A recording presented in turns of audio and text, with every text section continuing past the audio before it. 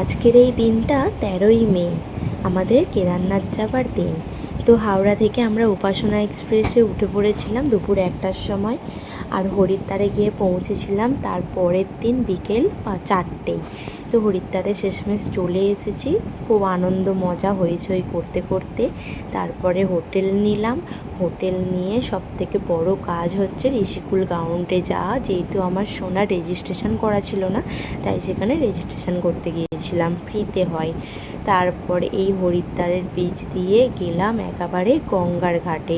সন্ধ্যের হব হব অবস্থায় আরতিও হবে, আর ইচ্ছা ছিল একবার গঙ্গায় স্নান করে তার পরের দিন, যেহেতু সোনপ্রয়াগ যাব, তো স্নান করে গেলে মনটাও ভালো থাকবে, সব কিছু ফ্রেশ লাগবে।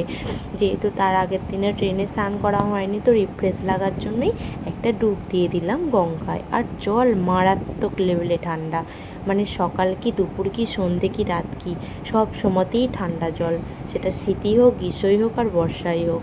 তো ভালোভাবে গঙ্গা স্নান করে নিয়ে দুটো ফুচকা খেলাম। এইখানের ফুচকাগুলো লম্বা গোল, মানে সাইজ কীরকম নিজেরাও জানি না। আর ফুচকাটা সেভাবে ভালো খেতেও না, কিন্তু ওই যে মেয়েদের একটা নেশা, ফুচকা দেখলেই খেতে ইচ্ছা করে। তো সবাই মিলে ফুচকা খেলাম। তারপরে চলে গেলাম দাদা বৌদির হোটেলে। দাদা বৌদির হোটেলে ভাত খেয়ে দিয়ে রাত্রিবেলা, ওখানে নিরামিষ, তো ওখানে তো মানে ওই নাম আনতেই নেই, তো নিরামিষ সব কিছু খেয়ে সোনা চাউমিন নিয়েছিল, আমরা ভাত খেয়েছিলাম। তো সারাদিন ভাত খাওয়া হয়নি বলে, তাই এখন খাওয়া দাওয়া করে রাত্রিরে ব্যাগ গুছিয়ে একেবারে রেডি করে রেখে দেব সকাল সকাল বেরোনোর জন্য। তো আমাদের ড্রাইভার বলেই দিয়েছে যে বেশি ভোরবেলা বেরোনোর কোনো প্রয়োজন নেই, ঠিক টাইমে বিকেলে পৌঁছে দেবে, তাই আমরা সকালেই বেরোবো। আর এখন এই সকাল 6টা বাজে, আমরা এখন রেডি হয়ে সব লাগেজপত্র নিয়ে বেরিয়ে পড়েছি। আমাদের ওখানে গাড়ি দাঁড়িয়ে আছে, ওখানে যাব। তো সবাই মিলে এটারও একটা বেশ আনন্দ, সবাই যে যার সিটে বসে পড়েছে, গাড়িও ছেড়ে দিয়েছে। তারপরে কিছুটা গিয়ে এক জায়গায় চা খাবো বলে দাঁড়ালাম। তো সবাই মিলে চা খেলাম, আর আমাদের তো বাঙালির একটু মুড়ি নালে চলে না, তাই মাসি মুড়ি মেখেছিল, সবাই মিলে খাওয়া হলো। তারপরে এই সুন্দর রাস্তার দৃশ্য দেখতে দেখতে আমরা এখন সোনপ্রয়াগের উদ্দেশ্যে রওনা দিলাম। চলো দেখতে থাকো।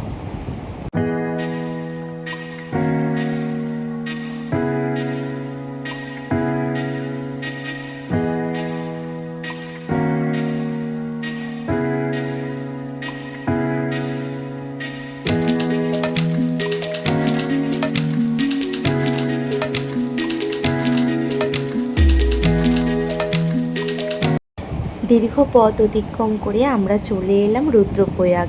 এটা অলকানন্দা আর মন্দাকিনী নদীর সঙ্গমস্থল।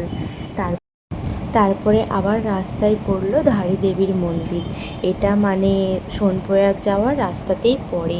তো এই মন্দিরটা মানে রাস্তার ওপরে, কিন্তু অনেকটা নিচে নামতে হয়। আর অনেকটা মানে নিচে নামার পরে এই ব্রিজটা পুরো গঙ্গার ওপরে আছে, নিচে বোটিং হচ্ছে, আর ওই দূরে দেখা যাচ্ছে মন্দিরটা, মানে গঙ্গার পুরো মাঝখানে।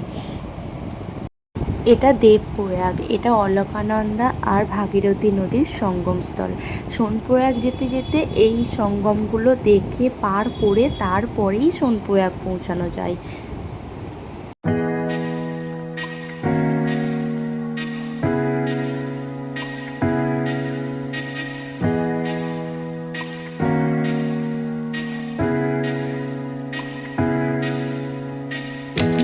তো বৃষ্টি তো অনেকক্ষণ থেকে শুরু হয়েই গেছে, জানি না কখন থামবে।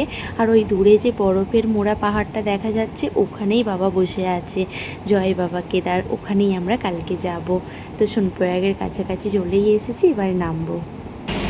আমরা সোনপ্রয়াগে চলে এসেছি, আর এখন সন্ধ্যে 6টা বাজে, কিন্তু এখনও সেভাবে সন্ধে হয়নি, কিন্তু বৃষ্টি, বিশাল বৃষ্টি হচ্ছে। সেই হাফ রাস্তায় এসছি, সেই থেকে যে বৃষ্টি শুরু হয়েছে, আর বৃষ্টি থামার নাম নেই। কালকে কিভাবে বেরোবো মানে নিজেরাও জানি না, এরকম ওয়েদারে কি করে যাব কি জানি। কিন্তু অনেক মানুষ সব উঠেছিল যে সকালে, তারা সব নেমে আসছে, আবার কত সব এখন যাচ্ছেও এই সব রেনকোট পরে, সব যেতে শুরু করে দিয়েছে। আর আমাদের গাড়িও ওই সেই ওখানে পার্কিং ওখানে আছে, আর আমরা এই হোটেলটাই নিয়েছি। আর এই হোটেলটার ওই নিচে রেস্টুরেন্ট আছে, ওখানে খাওয়া যাবে। আর এটাতেও নিচে লকার রুম আছে, এখানে কালকে রেখে দিয়ে তারপরে বেরোবো। তাই এত বৃষ্টি পড়লে কিভাবে যাব সেটাই হচ্ছে ভাবার বিষয়। তাই আস্তে আস্তে তো খুব সুন্দর মানে দৃশ্য দেখা যাচ্ছিল, মানে দেখে মন ভরে গিয়েছিল। কিন্তু এরকম ধরা আকাশে বৃষ্টি দেখে এখন মানে টেনশন হচ্ছে খুব, যে কিভাবে যাব কালকে।